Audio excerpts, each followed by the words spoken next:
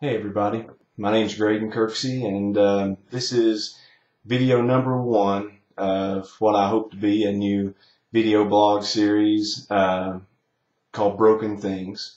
And so me, like many of you, have gone through things in my life where my faith and my family and so many of the things that I had held to be true for so long was just ripped out from under me without a second's notice. And you find yourself broken, you find yourself in a very difficult spot, find yourself in a place where you can either be very sad or very optimistic. Sad because what you once were, what you once had, is just not an option anymore. It doesn't exist anymore.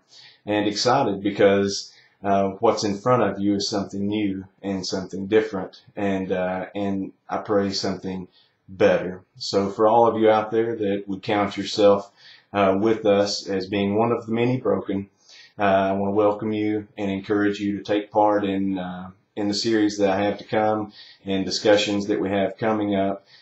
Because what I see in faith communities, church, inside, outside the church, people that used to really have a faith in God, maybe they don't anymore, maybe they struggle with all of that, is they desperately need a new place to begin, a new foundation, just a safe place to start over and to really grow and to be able to ask the questions that are on their minds and be able to share their experiences and why certain things just no longer add up to them and what that means for them and everything like that. And unfortunately, many times churches tend to not be the safest place for those types of decisions. And it's not because that our questions or these things in our lives are too big for God or because Scripture has no answers for us. It's just because many times it's very uncomfortable. When the uncomfortable moves in, even in churches, there's some fight back sometimes. We tend to get defensive and struggle whenever someone, brings something to the table that might mean that we're wrong. We so don't like to be wrong, especially when it comes to things like religion. And even inside of our churches, it's very difficult when you have these beliefs that you've held to your entire life and pillars of your faith that, for you are every bit as important as the saints we read about in the Bible. And this is the way they believed. And someone comes in and kind of throws all that up in the air and brings questions that are so uncomfortable. It's easy for those things to become a problem. And so many people that I have encountered over the years, and I've had this experience myself when, you can't turn your brain off and these questions, they keep coming, and these experiences in your life just left you with, man, I just can't see things that way anymore. And maybe you've tried to bring these things in your local community of faith and really struggled with it and met some opposition maybe even. And there's so many stories of people that, I've come in contact with over the years that shared that same thing, that would say, yes, I tried that, but it didn't go well. It wasn't well received because that's not the way that they believe and that's not the way that they were brought up, or any number of other things. It can be a difficult situation, a difficult time, but I hope maybe this could be a platform for me to be able to share my heart and my feelings and my struggles and my successes and my failures and fears and hopes and all those types of things, in a place where you too could be able to share from your heart. And I've found that the very many varied experiences of people bring so much to the table when we're reading from our Bibles and when we're talking about matters of faith.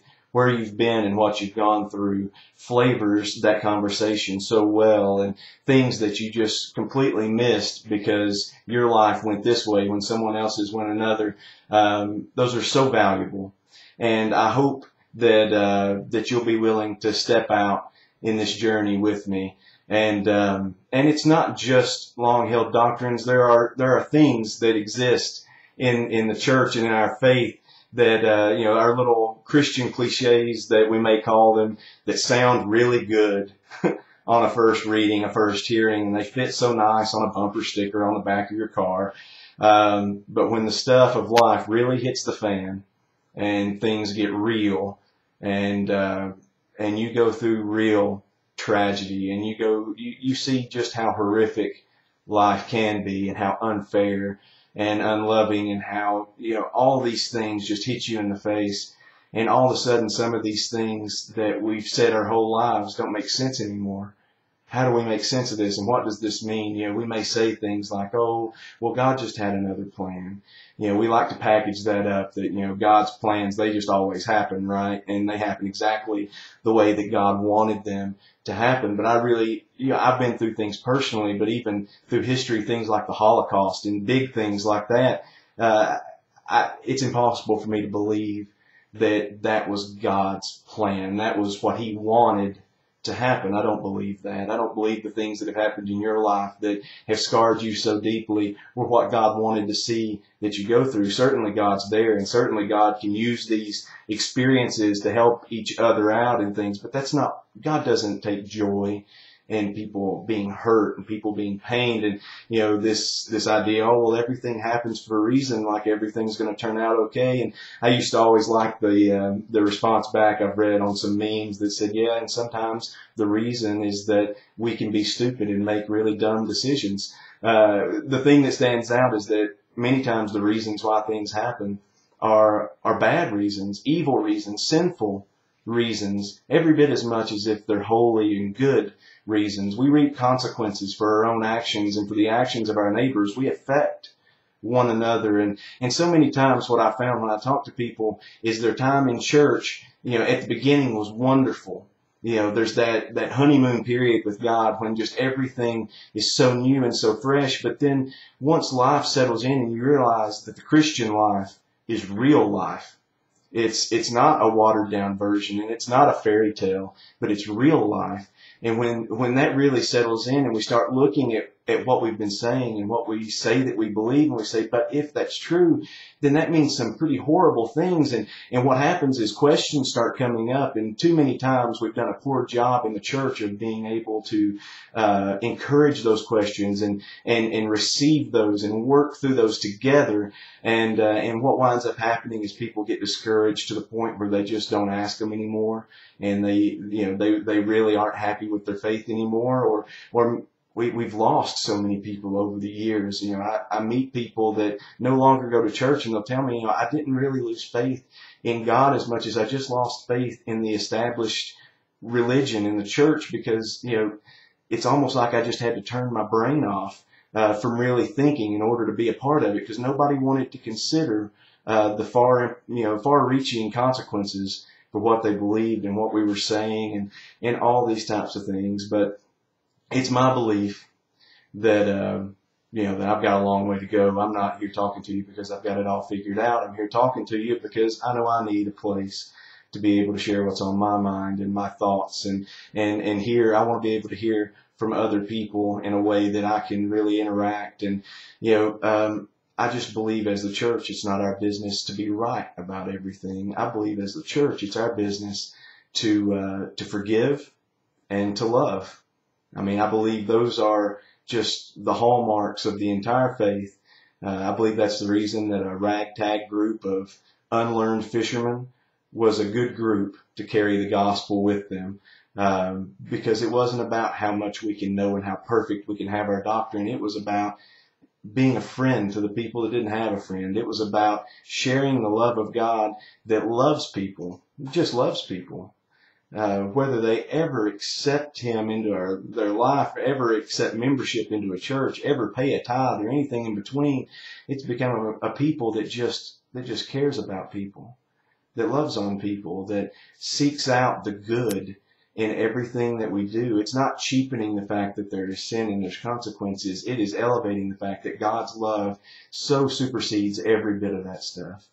And I know I need that outlet. I need that outlet with people that want to take that step out into the big unknown and answer, or at least work through so many of life's very difficult questions and maybe difficult scriptures and things that we're going through, and try to talk those out and work through them. So I want to encourage you as we go forward to please share. I want to hear from you. If maybe public posts aren't your thing, as much as I love the collaboration that comes with social media. I know we've all undoubtedly had the dark side of that rear its head, where maybe our own agendas and our own insecurities get in the way of the heart of the whole thing. And you may not feel comfortable doing that, but you can send me a private message on here, and I would love to hear from you and share with you. And I just want to be able to grow myself, and I want to be able for us together, as many as would join us, to get a real community of faith where we can have an outlet for you to share, for me to share, and for us just to work through this thing called life. I hope that this video finds you well. I hope that you tune in as we move forward, and I just hope that you know that you're loved today. And I'll just leave you with the peace of the Lord today, and just pray that you have a wonderful afternoon. God bless.